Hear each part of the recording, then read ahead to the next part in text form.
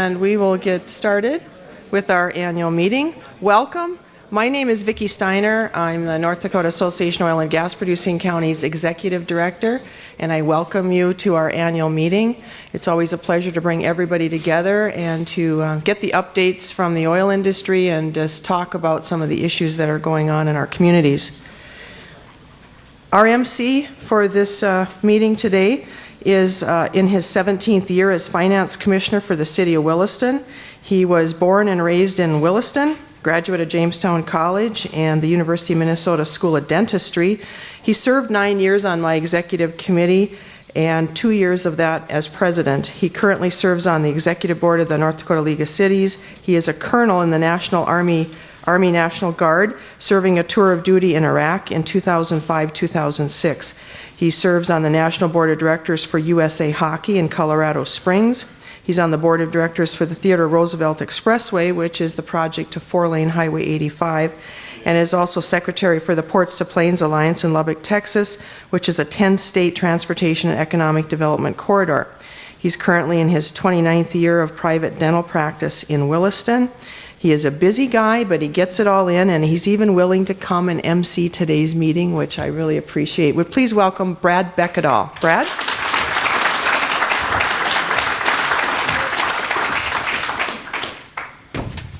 Thank you, Vicki, for that introduction. And I'm one of many. I could look out at this room and probably have everybody's as busy as I am, and that's a good thing in Western North Dakota right now. I think that we're all booming and working to make things better.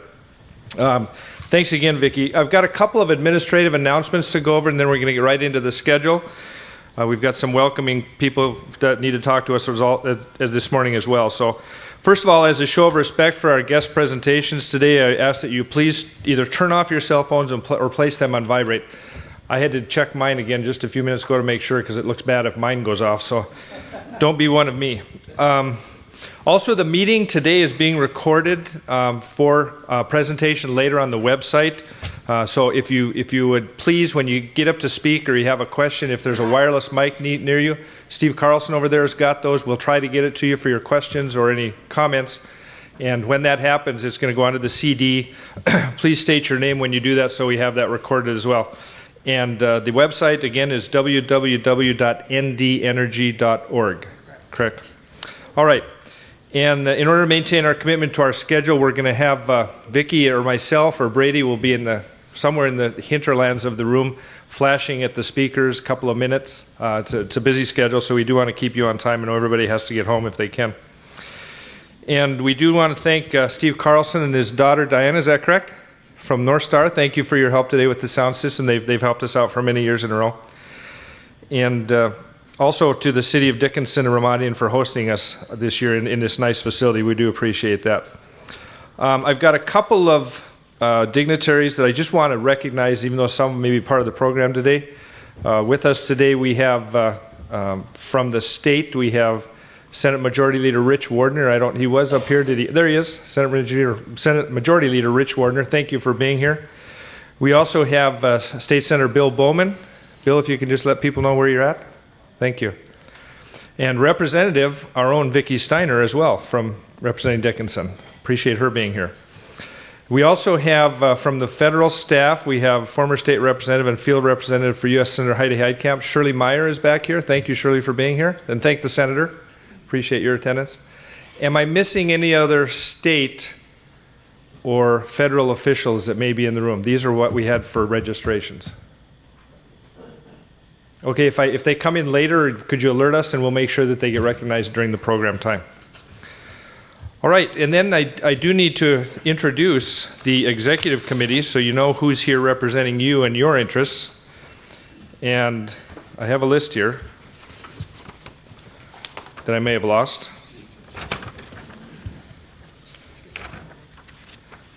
Vicki, can you find it for me?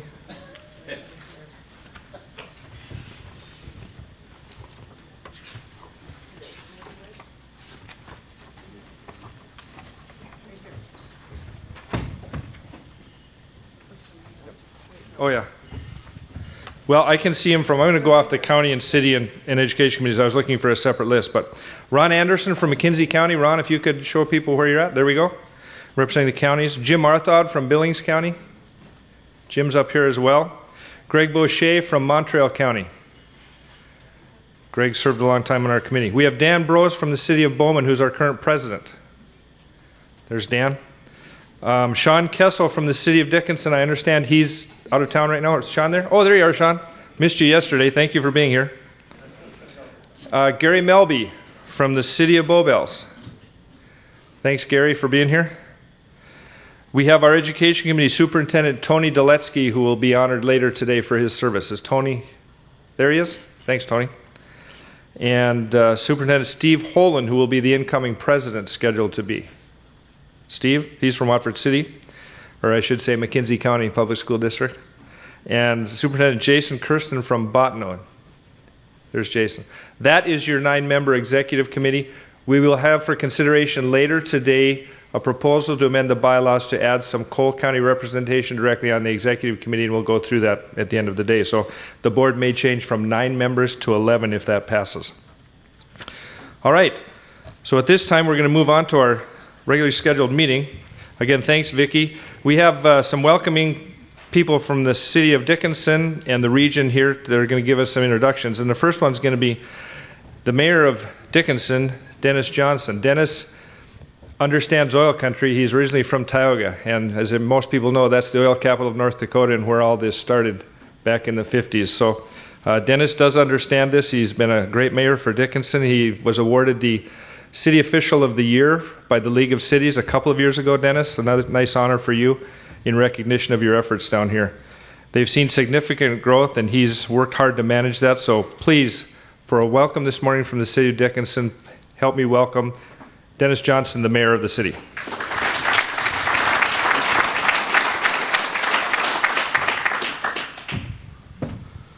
Morning. Sean, I thought you were out of town.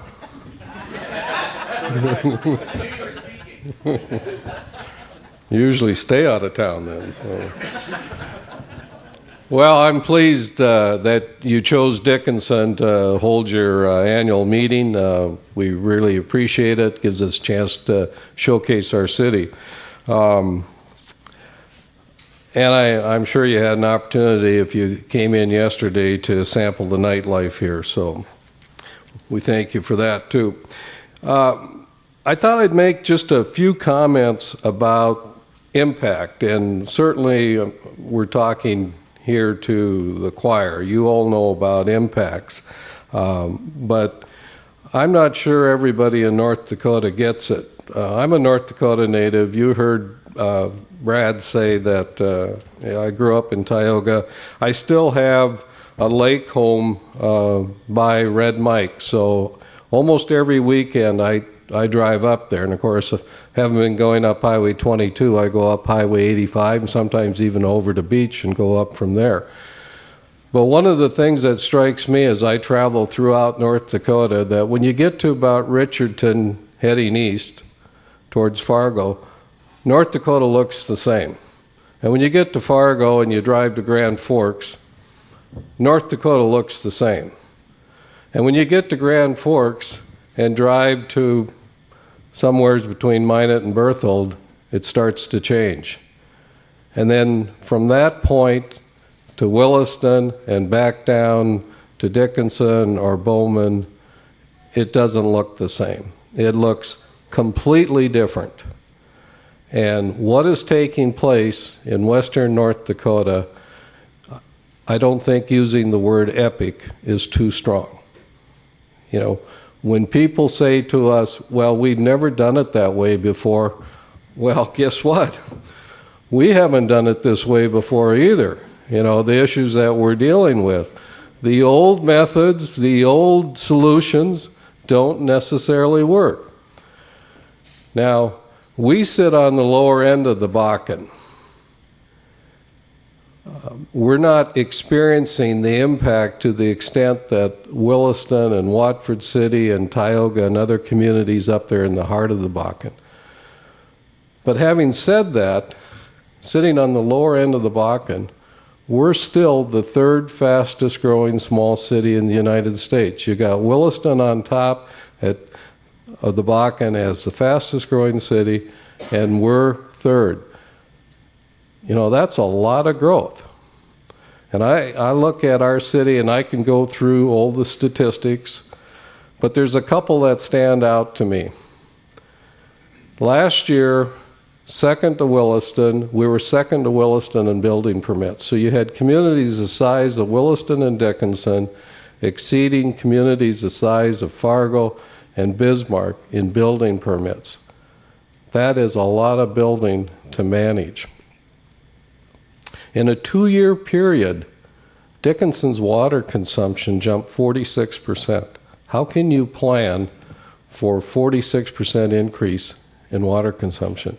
Now, we sell some water for fracking, and I thought, well, that's that 46% increase. That's got to be all, you know, industrial. Well, I took the industrial numbers out, the industrial usage, and we jumped 43%. So the impacts in the West are of epic proportion. Our city came into this process or this time period with virtually no debt. By the time the legislature meets at their next session, we will carry at least $100 million in debt. We have, as of right today, our workload for city projects, water tanks, wastewater treatment plants, lift stations, you know what all the infrastructure is. We have $162 million of projects either in construction, under engineering, or about to be committed to engineering. $162 million. They started last summer. In this same time frame, the state has committed to us about $46 million. Now, we can't wait for the state, for the legislature to go back into session.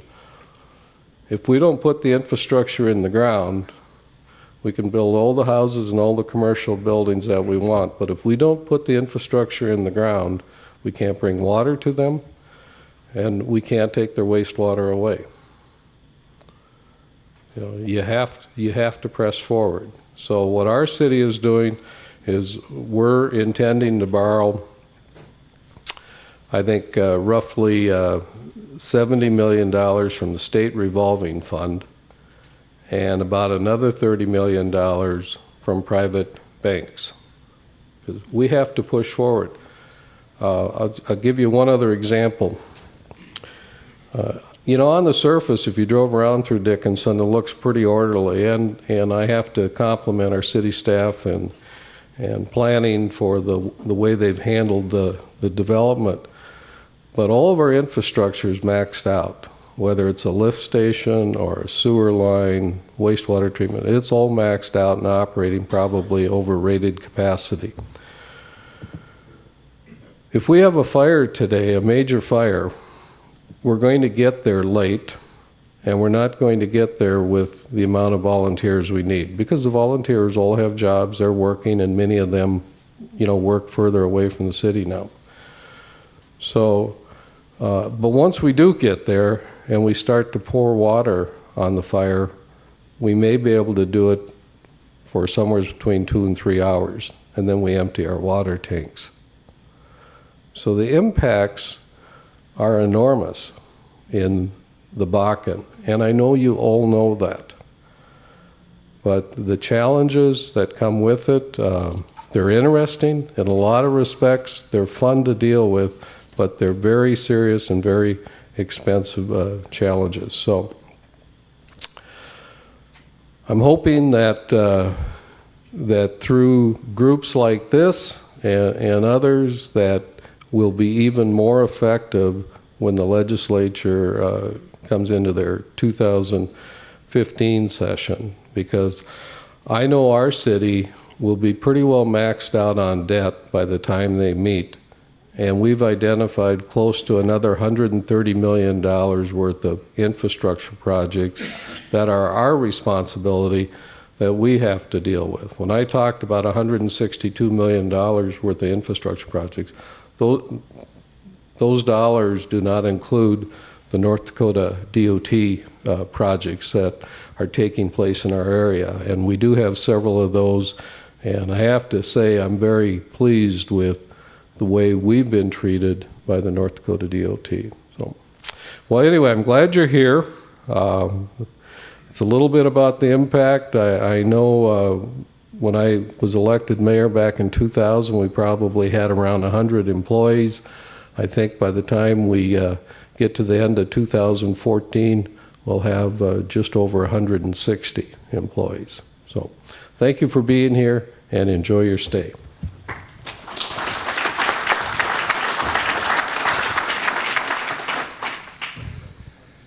Thank you, Dennis. Great words of wisdom, and thanks for the update on the city. We know you're busy, as we all are, and we appreciate your support on the state level as well when we go to meetings, and Dickinson and Williston have a great relationship as comparable cities working within this process.